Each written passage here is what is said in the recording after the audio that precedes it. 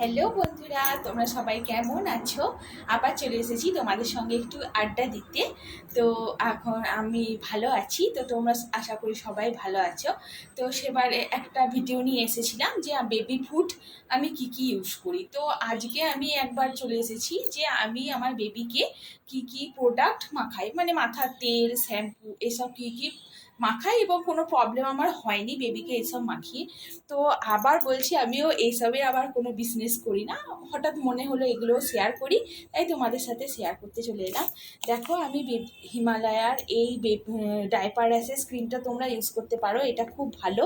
এই diaper rashes ক্রিমটা use করে আমার বেবির মাঝে মাঝে যদি ডাইপারে পড়ার জন্য র্যাশ হয় তো ঠিক হয়ে যায়। তো আমি জনসন্সের জিনিসই ইউজ করি।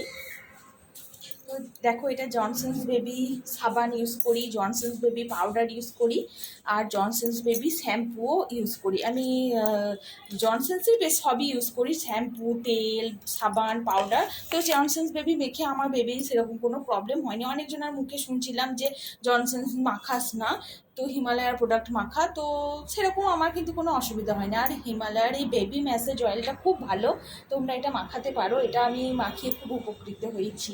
তো এই ভিডিওতে যদি তোমরা একটু উপকৃত হয়ে থাকো তো আমাকে একটু জানিও কমেন্টে। টাটা বন্ধুরা, আমার পেজটিকে ফলো করতে ভুলো না।